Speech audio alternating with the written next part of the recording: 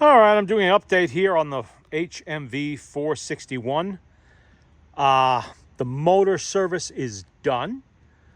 It's back together. I have adjusted the tone arm. I've put a different reproducer on it because, unfortunately, the pot metal reproducer it came with, it was a number 4, it's just too swollen to get apart. There's nothing I can do with that.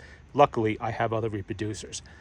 There's a few things that are not done yet on it because I do not have the parts and I won't have them in a reasonable amount of time. Some of that includes springs. There's 3 little springs that go on this auto brake. These were not the best designed auto brakes. The one they got from Columbia a few years after this was much better. They ended up using that on the 102s, I think, after 1935. These work, but they're problematic and temperamental. And if you don't have the right strength springs, they don't work very well at all. This one will actuate most of the time on a 40s era record like this one, this Bluebird Glenn Miller that's on there. With its larger detent in the middle, it really moves the tone on back and forth. The older ones from the mid-20s, yeah, it's not working on those. But the brake is working. It goes on and off. It doesn't, I don't have to hold it with my fingers. So for now, it can wait until I can find some decent springs for it. The spring selections I have on hand are just too strong. The speedometer is not working yet. The speed control's fine. The speedometer is not working because the one that was in there, again, it's a little hairspring and it's broken. That's never going to work properly, so I have to dig through my parts supply to find a Victor equivalent, which should not be that hard, and I will put it in there. But for now, I don't really care about the speedometer. This is my machine. I'm not doing this for anybody else. This is my machine. So if it has to wait a year before it gets the speedometer fixed, that's okay. It's not a big deal. Right now, it's hot, it's humid, and there's no way I'm going into the barn loft. Even this hour of the morning, it's only about 7 o'clock.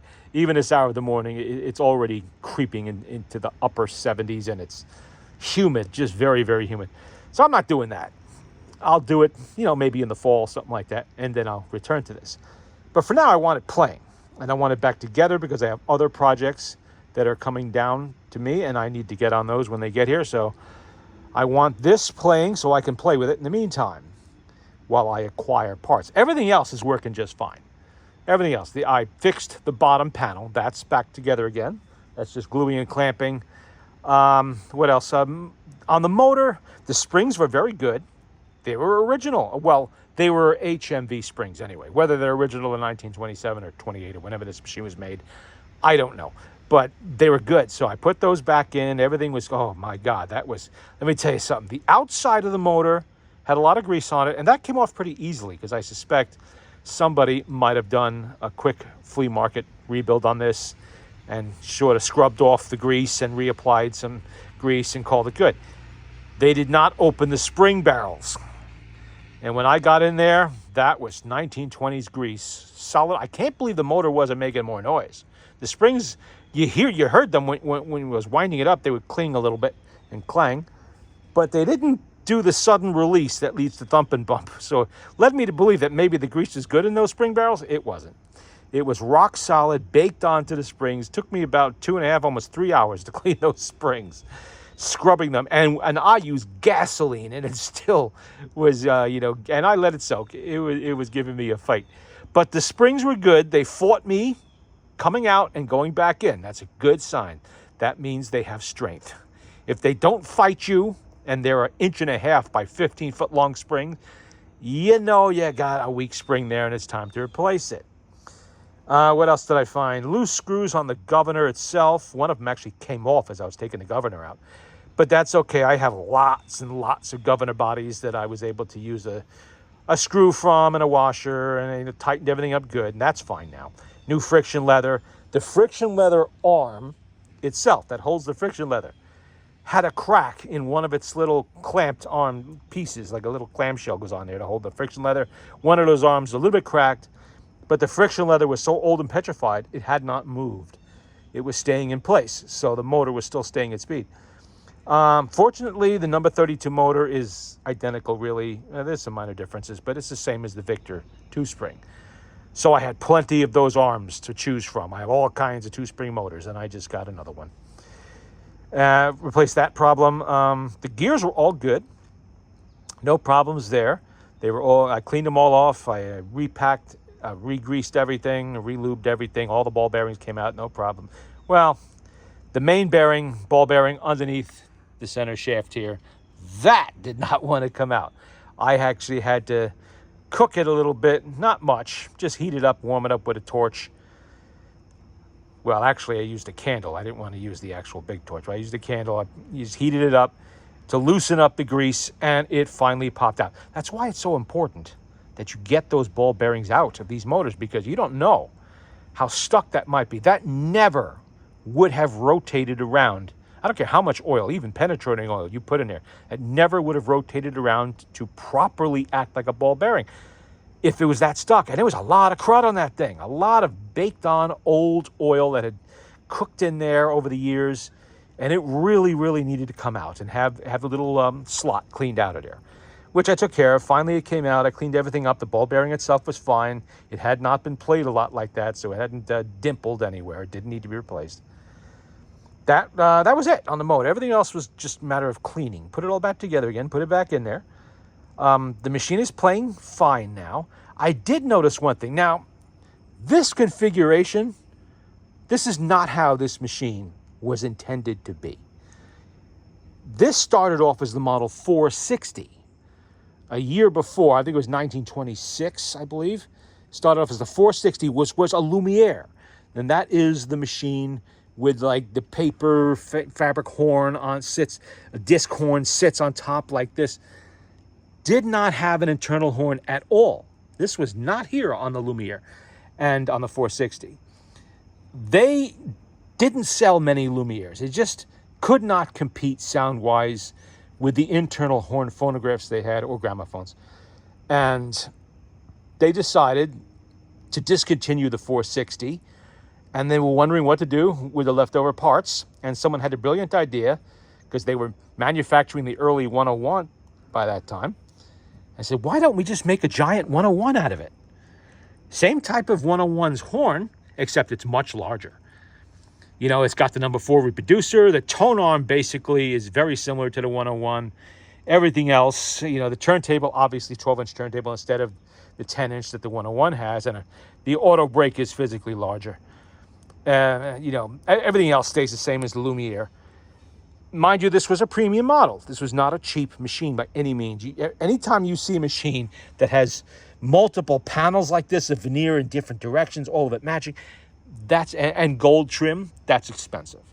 That's a premium model. And a lock, of course. That's another sign of a premium model. Premium means expensive. You're paying a lot of money. And I have noticed one thing about this machine. I've already played some records on it, testing it. Out here in nature, the 101 sounds better. Even though it has a smaller horn, the 101 has more volume. Why is this? Because the 101 incorporates the design of the lid, the inside of the lid, to be part of the horn, to reflect sound like this, back at you. While the Lumiere, which is what this machine started off as the Model 460, had a lid that opened up all the way like this, completely out of the way, because it needed to clear that big flat horn that they put in there. They did not change that when they went to this style of machine. Now, inside of a room, I can see where the sound would bounce off the ceiling and stuff like that, and it would probably sound absolutely fantastic and a lot of volume.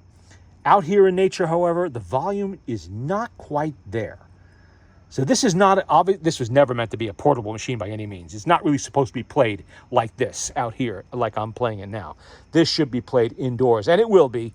You know, it's obviously I'm not going to use it as a portable. You have to have, you know, this somewhere where the sound waves can leave this giant horn opening here and bounce off a ceiling of a room or something like that to get the most out of it. Out here, not so much, but it plays good enough so we can hear it. You know, and I can test it and all of that. I wanted all the adjustments done before I move this indoors and put it in its permanent spot, because I don't want to be going back and forth or trying to work indoors, taking motors out, everything else. That's no fun.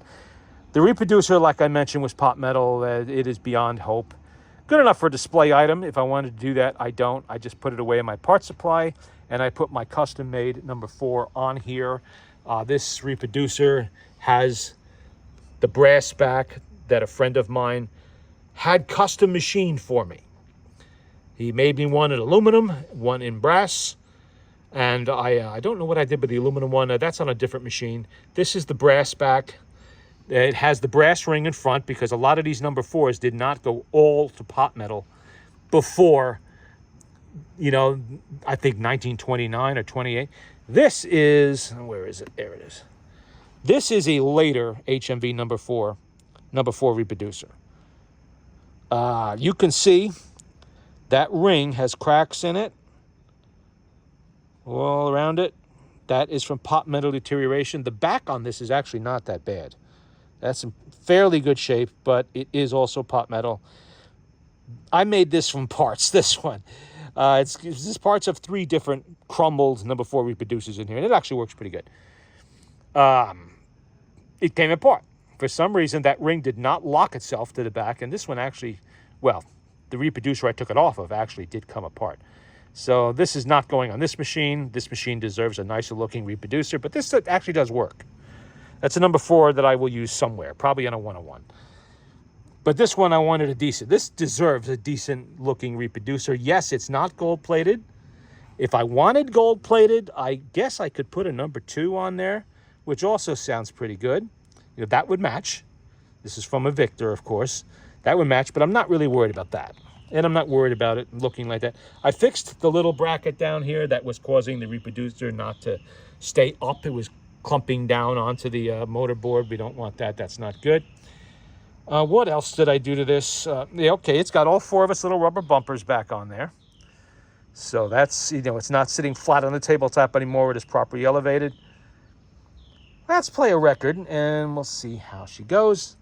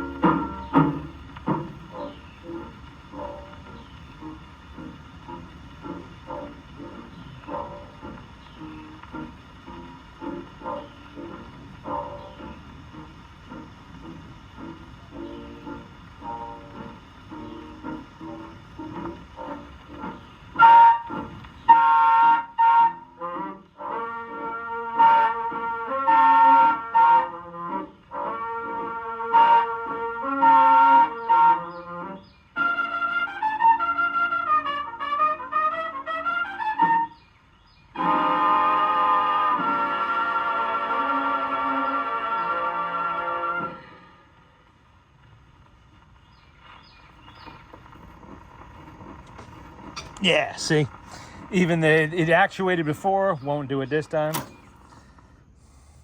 because the springs are wrong in that auto brake assembly. I am almost tempted on this machine to see if I could somehow rig it up so that this lid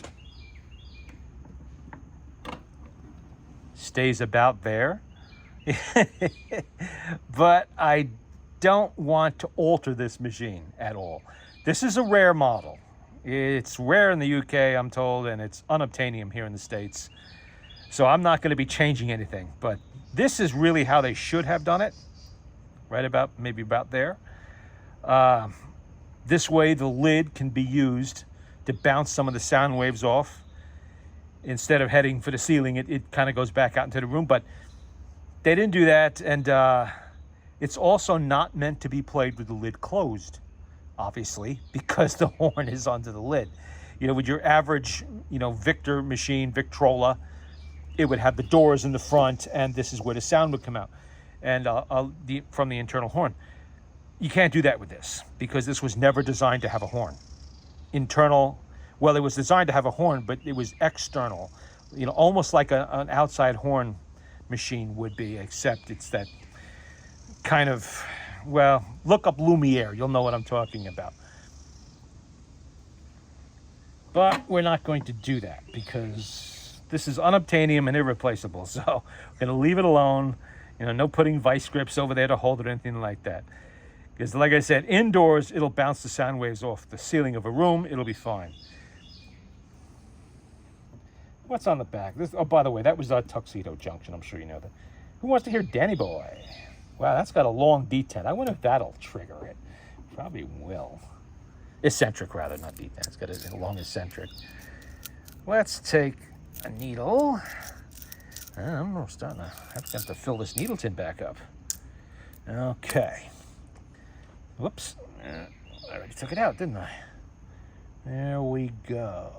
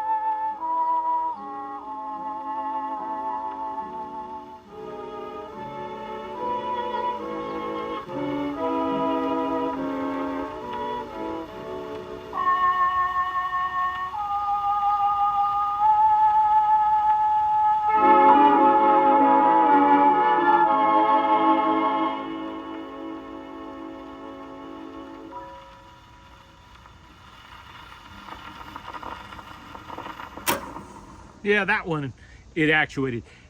These auto brakes are very, very sensitive to spring tension. And if you don't have the right tension on the springs, and these are too strong, the ones I put on there, it's just not going to work properly. But that is a problem for a different day when I can gather enough parts to properly fix that. In the meantime, as long as it starts and stops the record, I'm not really concerned about that. Like I said, this is my machine. I'm not sending this back to a customer. So if it takes me a year or two to find the right springs, okay. And it's not the end of the world. Another thing you might notice is that the crank winding handle, and the escutcheon, as well as the lock, they are not gold plated. Now on a Victor, that would be gold plated because that's what they did with premium machines. For some reason, HMV decided not to do that with this model. I don't know why. Because at first I thought the winding handle had been replaced until I saw pictures of other 461s and realized they all seem to have regular nickel-plated cranks on there. Who knows? Don't understand that, but that's fine. It works good for me because the gold plate always wears on those things anyway. And then you end up, you know, with rust and everything else. Let's see what I have next. Got a Victor Electric here, which is similar to the type of record. What just splashed down on me? That better not be a, nope, it's not a bird. Just a drop of water. There's a Rainbow Round My Shoulder by the All-Star Orchestra. Apparently Jolson was involved in this one. Let's see. All right. I've been playing it a lot. I probably should wind it up.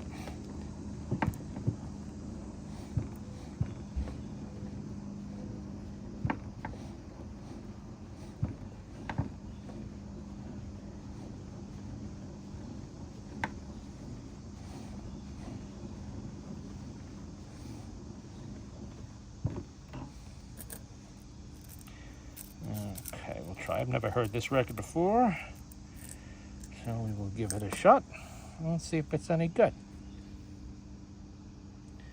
And the machine plays extremely well. It sounds good.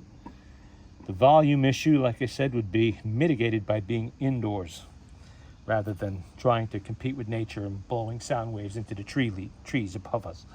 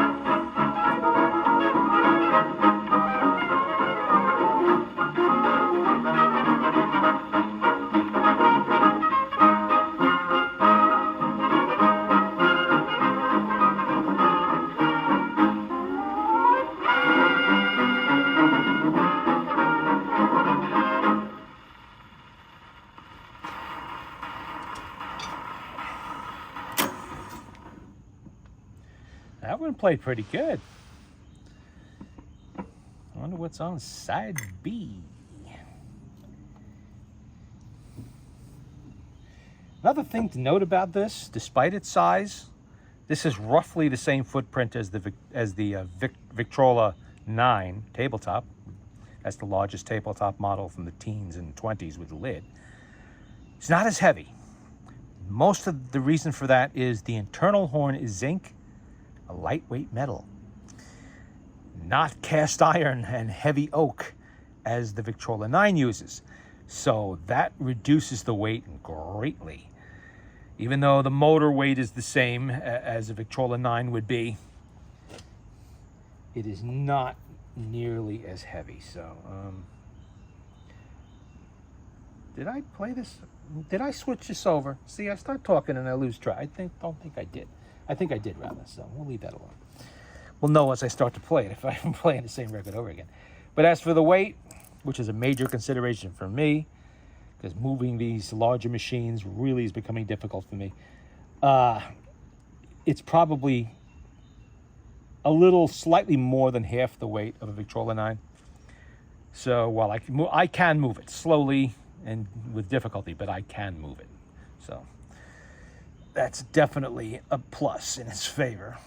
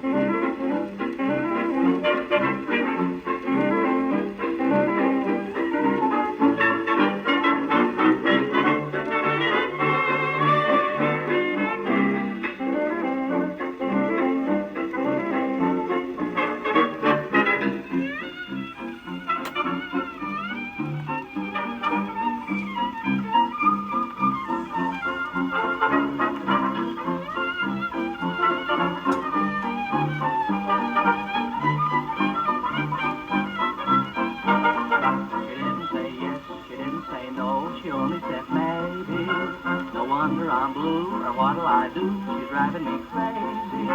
Whenever I ask her if she'll marry me, she just hesitates, wants me to wait. She loves to aggravate. She didn't say yes, she didn't say no, she only said maybe. But you can just bet I'll never forget this heartbreaking baby. I asked her to pet like others I've met, how happy we'll be. She didn't say yes, she didn't say no, she only said maybe.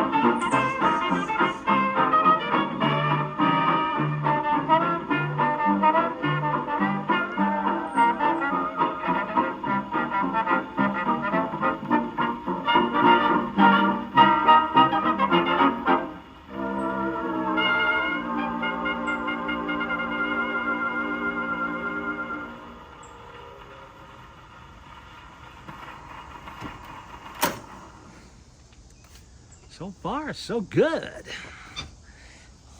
And records too. This is more from that last untested bunch. I just grabbed a stack of different things. that's not in that one. That goes there. And that, of course, was She Didn't Say Yes, She Didn't Say No. The All-Star Orchestra vocal refrain by Johnny Marvin.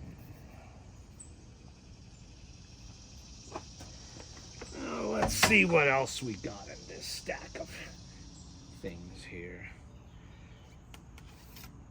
I thought I saw Avalon in here, and I wanted to see if that one would play. It's an older Columbia, and sometimes they get a little bit worn and not in the greatest shape, but I've had some luck lately with these older Blue Label Columbias. We have the Japanese Sandman on one side, and this time it is Art Hickman's orchestra, and we have Avalon. Again, Art Hickman. I don't know, that does look like it has some wear on it, but we'll give it a shot. Why not? Avalon, another very well-known tune from the Great War period. We'll give it full power since that record does look worn.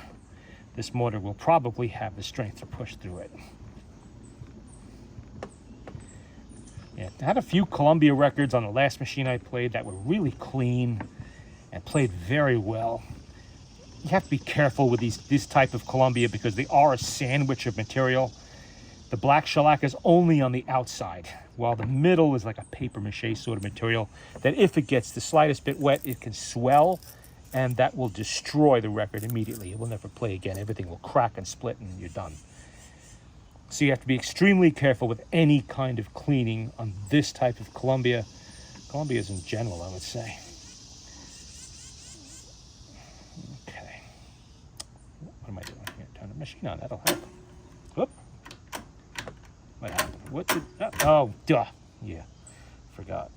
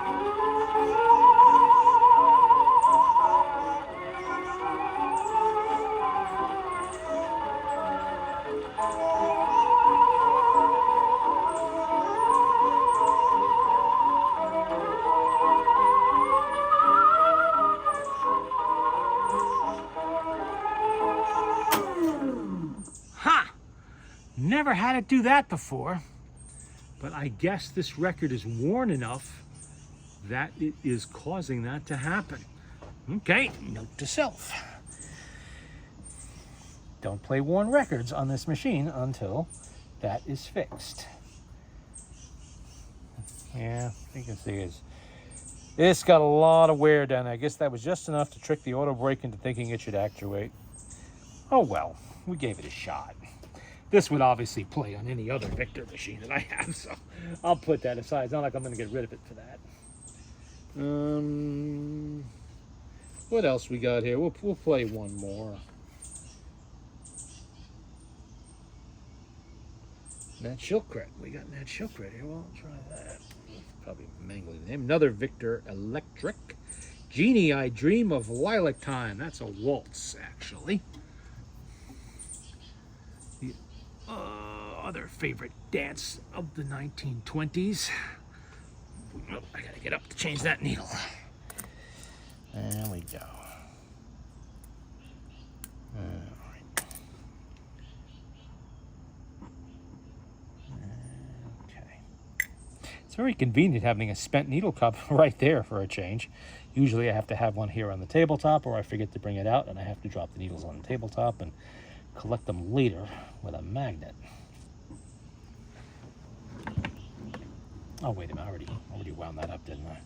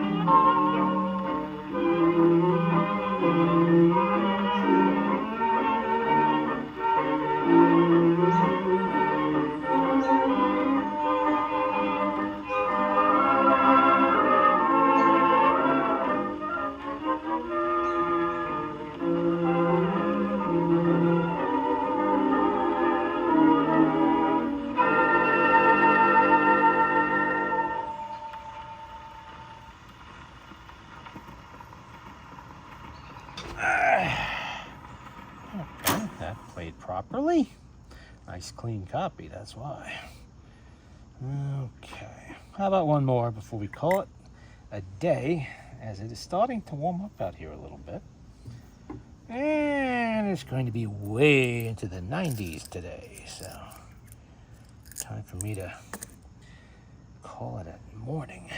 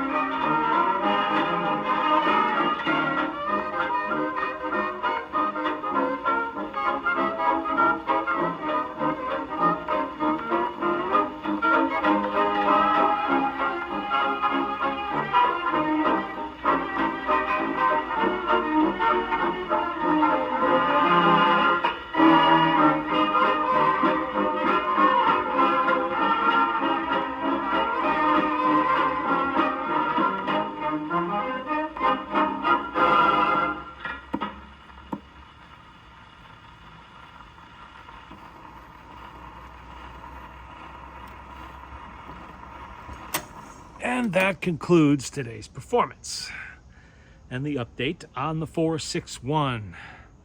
And as you probably noticed, this does have Harrods Department Store of London tag on it. A little bit of extra history in there. And I'm going to leave that reproducer on this machine permanently from now on. And it looks decent on there. It sounds really good. And this machine deserves a good reproducer. Something, well, they're all good when I'm done with them, but the ones that play. But I want something on here that actually looks nice. And that one definitely fits the bill. And I will eventually get to the auto brake. There's no rush on that. I don't like dealing with auto brakes. I really hate it, to tell you the truth. Especially inefficient early models like this, which are they had problems. They just did. I'll iron them out, but it's going to take a little while. I just have to find the proper springs to put on there so that it works correctly most of the time. They never work correctly all the time. Very few of them ever do. But this will end up working correctly most of the time. You know, there's a wide difference in record types that they will work with. Obviously, without the center eccentric, they don't work at all. But and that's kind of strange that this machine is really not equipped to handle something. There's no disconnect. Like with the 102, they had a disconnect on there, so you could disconnect the auto brake if you were playing the older records. It didn't have the center eccentric. And of course, different record labels had different types of eccentrics. Some will work really good with this kind of auto brake, and some just won't. So, you know, half the time you end up not using the auto brake anyway, or it just doesn't work for you. But I'll get that working. The speedometer, that's an easy fix. I just have to loot a part out of a Victor motor, and it's going to be exactly the same thing. It'll go right in there, no problem. I have noticed that the Victor motor has a bit more sophisticated speedometer assembly in there, different type of hairspring, you know, just a little bit different. So that'll probably work quite a bit better. I'm familiar with that model, and I know they work well. All right, that's it for now. Good luck in the summer heat.